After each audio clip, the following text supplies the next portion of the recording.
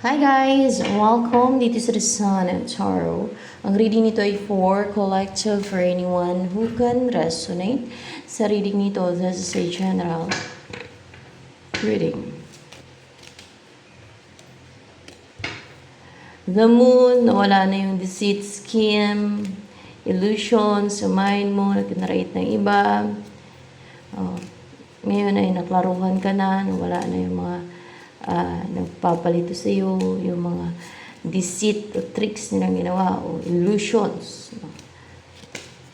You know the truth now, yung mga na-hide sa iyo ay naklaruhan ka na, nakita mo na yung realidad. Ayan, ano yung totoo.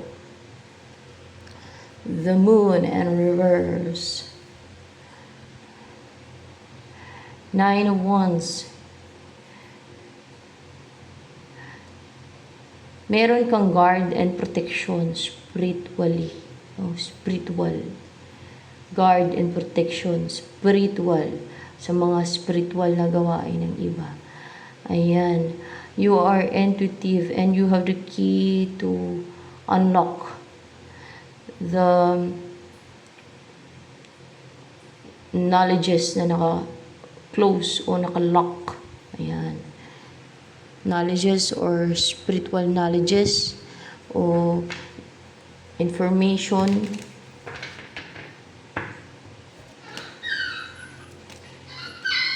anong tungkol sa iyo. Hindi ka na nag-overthink, hindi na na-atake yung isipan mo. Yun yung mga illusion na yun, atake ng iba yun, na kinreate nila sa isipan mo, parang in-inflict nila sa isipan mo, sinent nila sa isip mo. Naka-recover ka na sa parang experience ka ng anxiety or stress or parang inaatake yung isip mo, hindi makapahinga yung isipan mo, kakaisip ng kakaisip mo, wala namang kwenta yung iniisip mo, mga ganon. O yung sa problem, yan. Recover ka na sa problema. More energy. Ano pa energy mo?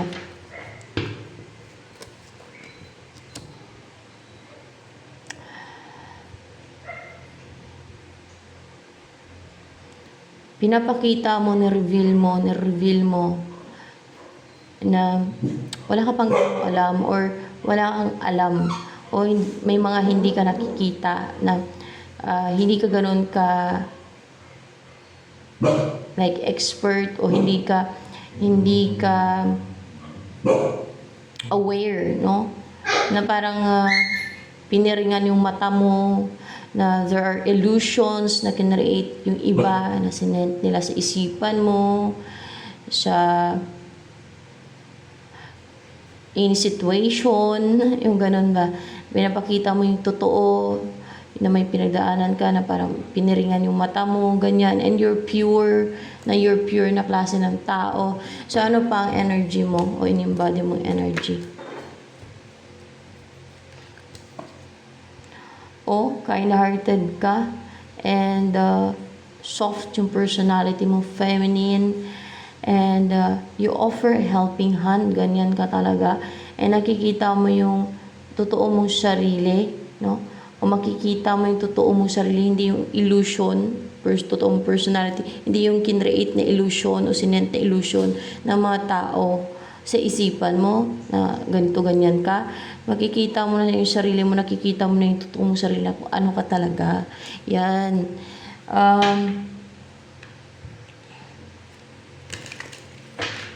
Ano naman ang darating sa'yo? Itong someone na naghiwalay kayo, na you're in separation right now, what's with the Two of Cups in reverse here na darating sa'yo? Kasi may naging cold o yung person mo naging cold o parang naging bitter kayo sa isa't isa o yung sa person mo naging bitter sa'yo, naging cold. Dahil for sure, ginawa din ng scheme yan and deceit ng iba na mayroon nilagay na illusion sa isipan niya para illusion or manipulation yung ginawa sa kanya para magalit sa'yo kahit wala namang dapat kagalitan sa'yo. Yan, baka pinag-aaway kayo niyan, kaya naghiwalay kayo. Ah,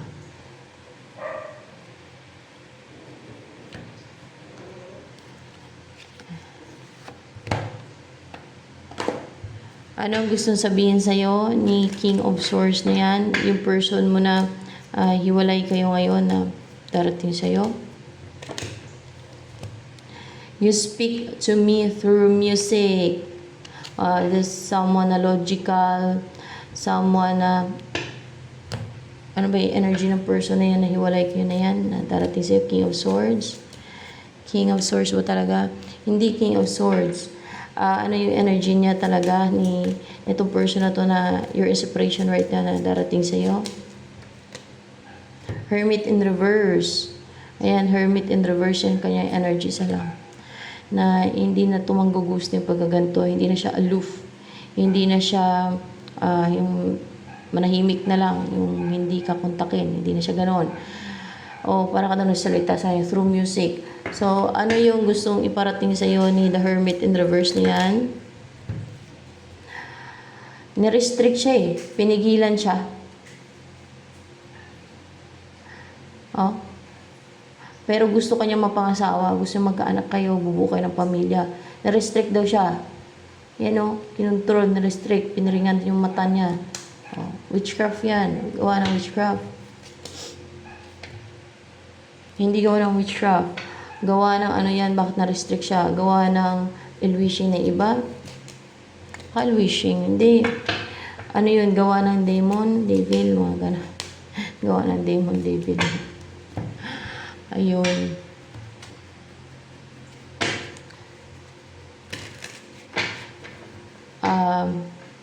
Ano pa ang gusto sabihin sa'yo? Hindi na daw siya stagnant. Ewan ko. Pahalang ba ito? Parang hindi ko napansin. Pwedeng pahalang ito eh. Upright ba itong Queen of Pentacles na to? Yeah, it's upright and clarified by King of Pentacles. Gusto kanya mapangasawa. Kaya kikilos na siya. Ayaw na nang mas stagnant pa yung connection niyo. Gusto niya mapangasawa ka. O yan o, may Ten of Cups. Para maging fulfill na siya, happy, no? And satisfied, contented sa buhay. Kasi nandiyan ka na, nagkaanak kayo, gano'n. May ano sa kanya, nag-restrict demon, mga devil, mga evil forces. Yan.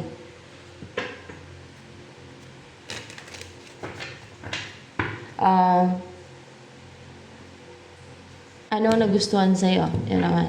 Ano nagustuhan sa'yo ni The Hermit in reverse na yan? Sa personality mo, sa pagkatao mo. Ano naman. Ito kasi, nag-grow at naging strong ka, naging strong.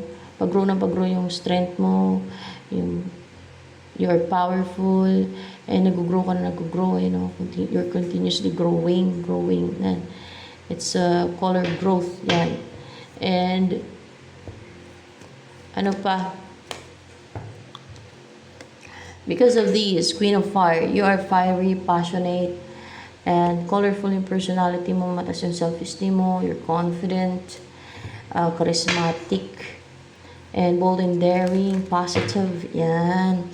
As well as, ano pa, gusto niyan sa'yo ni The Hermit in reverse na yan.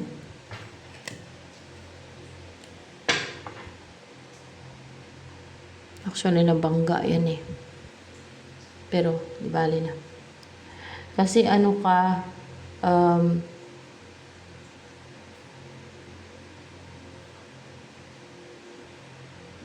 nabangga ngayon dun. Upright pa to. Nabangga lang yan. Doon may nabanggaan. Ay natigil yan.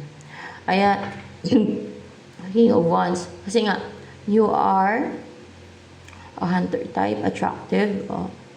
Ito dito. And bold and daring. Goal-driven. Positive, you're brave.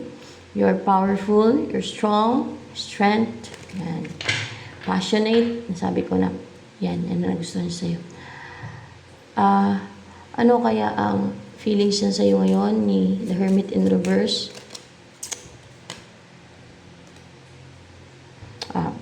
Talagang gusto niyang makasama ka na you will build a strong bond. No? Strong yung feelings niya sa'yo. Strong na strong yung desire niya na makasama ka, na magkaroon ng stability sa inyo ngayon, na makasama kay, na mag-build kayo ng strong bond, na makasama nyo ng isa't isa, no? Na palagi nyo na kasama yung isa't isa. Hindi na kayo naiiwalay, no? Na mag-partner na kayong dalawa. Diba? Dalawa dito. Leon lang dito at yung babae. So, ganun. And, strong desire na magsama kayo bilang mag-partner na. Yan.